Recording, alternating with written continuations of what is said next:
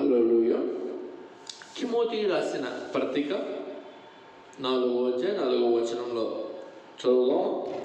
దేవుడు సృష్టించిన ప్రతి వస్తువు మంచిది, కృతజ్ఞతాస్తుతులు చెల్లించి పుచ్చుకోను ఎడల ఏది నిషేధింపనిది కాదు అన్నది. అంటే ఏది నిషేధింపనిది కాదని అర్థం. దానికి అర్థంగా అయితే ఒక వ్యక్తి అంటాడు,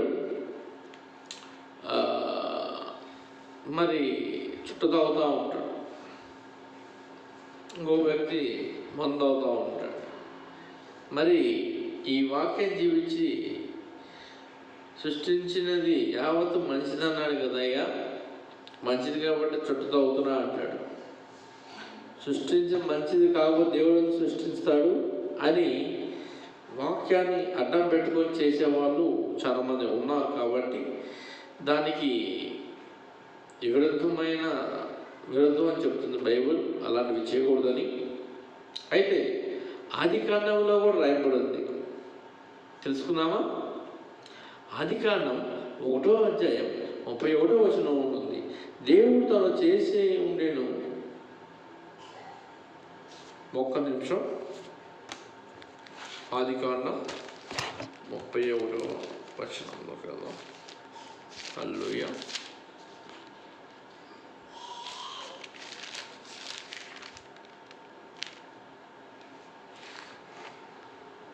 దేవుడు తాను చేసినది యావత్తును చూసినప్పుడు అది చాలా మంచిదని ఉండెను. ఏమన్నాడు? ఆయన చూసినప్పుడు సమస్తము అన్ని మంచిది అనెను. అస్తమయము ఉదయమయము కలుగగా 6 దినములు ఆయను అని ఉంది. ఇక్కడ మరి దీంట్లో చూసిన ప్రతి వస్తువు మంచిది అని ఉంది. మరి మనుషులు ఎందుకు చెడ్డది అంటారు? అయితే ద్రాక్ష రసాన్ని తినేది వేరు, దాన్ని మురగబెట్టి తీసుకునేది వేరు. ఎందుకంటే అన్నీ ఒకటి కావనేది దేవుడి వాక్యం సెలవిస్తుంది. మురిగిన వస్తువు ఎప్పుడైనా స్మోక్ వస్తూ ఉంటుంది. ఇప్పుడు ఒక చొక్కా తీసుకుంటే ఆ చొక్కా కొన్నప్పుడు చాలా కొత్తదిగా ఉంటుంది. వేసుకుంటా కొన్ని రోజులు ఆగిన తర్వాత దాన్ని వాడుకున్న తర్వాత దాన్ని కబోర్డ్లో పెడతాం. ఫస్ట్ బీరువాలో పెడతాం, కొన్నాళ్ళు వాడుకున్న తర్వాత కబోర్డ్లో పెడతాం. తర్వాత పాత గుడ్డకు వేస్తాం, ఆ తర్వాత మసిగుడ్డకు వేస్తాం. మసిగుడ్డకు కూడా పనికి రాకపోతే డస్ట్బిన్లో వేస్తాం. దేవుడు పెంట కుప్పల్లో నుంచి మనల్ని లేవనెత్తే దేవుడు. అలాగే అక్కడి నుంచి మనల్ని ఎక్కడ తీసుకుపోతాడు? పైకి ఎత్తబడతా ఉంటాం. అలాగే దేవుడు కూడా సృష్టించిన యావత్తు మంచిది అన్నది వాక్యం. కావున మనము ప్రతిదీ కూడా మంచిది అనేను. అయితే ఫిలిప్పీ పత్రికలో కూడా చాలా మాటలు ఉన్నాయి.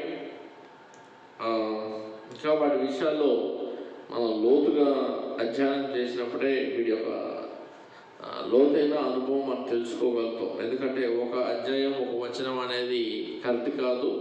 ఎందుకంటే నీకు ఒక సబ్జెక్ట్లో నుంచి రెండు ఎందుకు తీసి చూపించాడు? సృష్టి యావత్తు మంచిది అని ఇది దాని గురించే తెలియాలి. కాబట్టి మనం బైబిల్లో ఒక విషయాన్ని ధృవీకరించాలంటే 2 లేక 3 సాక్షులు ఉండాలి. అప్పుడే వాక్యం ప్రతి ఒక్కరికి అర్థవంతంగా ఉంటుంది. అర్థంగా అవడానికి దేవుడు రాస్తాడు, కానీ వ్యర్థంగా ఏది రాయటానికి ఇష్టపడడు.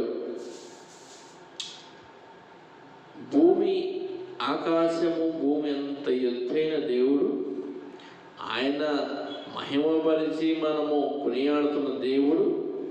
ఆయన ఎలా అయ్యాడు? కోసం అంత పెద్ద దేవుడు మహాభూమిని, ఆకాశాన్ని, నక్షత్రాన్ని, కూటమును సృష్టించిన దేవుడు నీ కోసం ఎంత తగ్గించుకున్నాడో తెలుసా? నీ చిన్న గుండెలో నివసించేంతగా తగ్గించుకున్నాడు. హల్లెలూయా. ఆ తగ్గింపు మనలో ఉన్నప్పుడే మన దేవుని ఆత్మ వశమైపోయి దేవుని యొక్క క్రియలు మనల్ని ముందుకు తీసుకెళ్తాయి. సింహపు గుండె ఎలా ఉంటుందో తెలుసు, ధైర్యంగా ఉంటుందో, నిన్ను అలా తయారు చేస్తానంటున్నాడు. యుద్ధము నాదే. నిన్ను చూసినప్పుడు ఎలా ఉండాలి? నువ్వు ధైర్యంగా ఉండాలి. సింహము గుండె వల్లే రేగిన వ్యక్తిలా ఉండే విధంగా దేవునిని సిద్ధపాటు చేస్తాడు. హల్లెలూయా. దేవునికి మహిమ, ఘనత, ప్రభావాలు పెంచుకుంటున్నా.